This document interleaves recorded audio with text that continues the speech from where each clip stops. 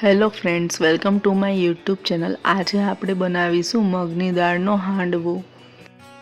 આ હાંડવો જલ્દી બને છે અને ટેસ્ટી અને હેલ્ધી પણ બને છે। હાંડવો બનાવવા માટે આપણે મગની પીળી દાળ લેવાની છે।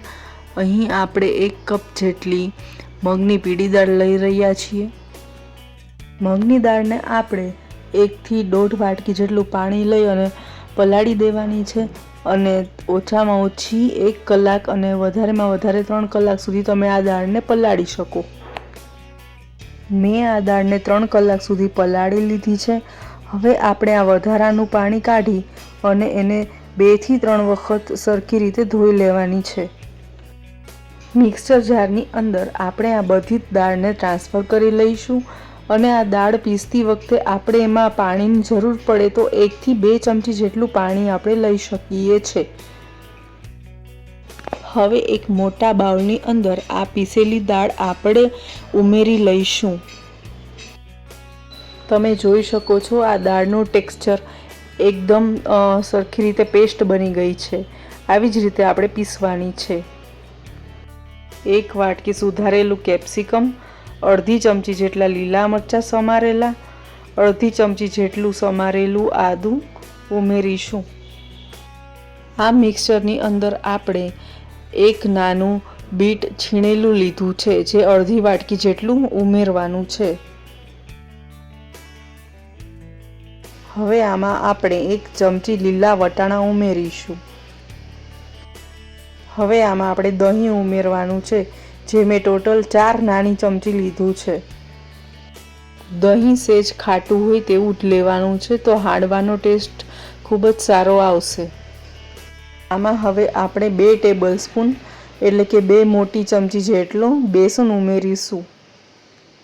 બેસન ઉમેરવાથી ટેક્સચર સારું આવે છે અને હાંડવો ટેસ્ટી બને છે। અડધી મોટી ચમચી મીઠું ઉમેરવાનું છે। 1/4 ટેબલસ્પૂન ચપટી હળદર ઉમેરવાની છે। અડધી મોટી ચમચી લાલ મરચું પાવડર ઉમેરીશું। ચપટી જેટલી હિંગ ઉમેરીશું। અડધી ચમચી જેટલી ખાંડ ઉમેરવાની છે જે ઓપ્શનલ છે। અડધી ચમચી ભરીને ધાણા જીરું પાવડર ઉમેરીશું। મિક્સચરની અંદર બધા જ વેજીટેબલ અને મસાલા ઉમેરી લીધા છે। હવે આપણે આ મિક્સચરને સરખી રીતે મિક્સ કરી લઈશું। તમે આ બેટરની અંદર બીજા પણ વેજીટેબલ ઉમેરી શકો છો। આમાં મેં બીટનો યુઝ કર્યો છે એટલે એનો કલર લાલ અને સરસ દેખાય છે। આમાં આપણે 1/4 ટેબલસ્પૂન બેકિંગ સોડા ઉમેરવાનો છે। પછી 1 ચમચી જેટલું તેલ ઉમેરવાનું છે અને અડધી ચમચી જેટલું પાણી ઉમેરવાનું છે। આ મિક્સચરને આપણે કન્ટિન્યુ 1 મિનિટ સુધી હલાવવાનું છે।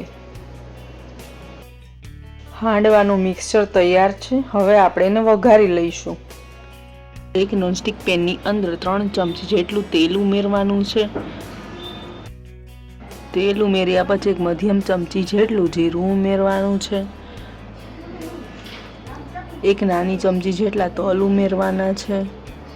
1 મધ્યમ ચમચી જેટલી રાઈ ઉમેરવાની છે। આ બધી જ વસ્તુ સેજ ગરમ થાય અને રાઈ ફૂટે પછી આપણે ચપટી હિંગ ઉમેરવાની છે। હિંગ અને બધું જ વસ્તુ ઉમેર્યા પછી આપણે આ બેટર જે તૈયાર કર્યું છે એ ઉમેરી લઈશું।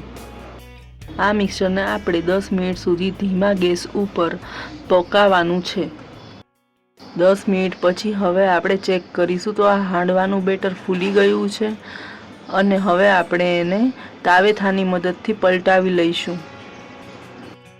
એક બાજુથી આ ક્રિસ્પી અને એવું તૈયાર થઈ ગયું છે। હવે બીજી બાજુ પણ આપણે સેજ એવું ક્રિસ્પી કરવા માટે બીજી 5 મિનિટ સુધી ઢાંકીને રાખી દઈએ। બીજી બાજુ પણ આપણે ધીમા ગેસ ઉપર 5 મિનિટ રાખ્યા પછી આ હાંડવો તૈયાર છે। હવે આપણે એને સર્વ કરી લઈશું। સર્વિંગ પ્લેટની અંદર આપણે આ હાંડવાને હવે સર્વ કરી લઈશું। આપણે આ હાંડવાને હવે કટ કરવાનો છે। આપણો ટેસ્ટી અને હેલ્ધી એવો હાંડવો તૈયાર થઈ ગયો છે, જે તમે સવારના નાસ્તામાં પણ લઈ શકો છો અથવા રાત્રે જમવામાં પણ લઈ શકો છો. આ હાંડવો એકદમ અંદરથી સોફ્ટ અને બહારથી ક્રિસ્પી એવો ખૂબ જ સરખી રીતે બની ગયો છે. હવે આ હાંડવાને આપણે તોડીને એક વખત ચેક કરી લઈશું. તમે પણ બનાવો આ રેસિપી અને મારી ચેનલને લાઈક, શેર અને સબસ્ક્રાઈબ કરો.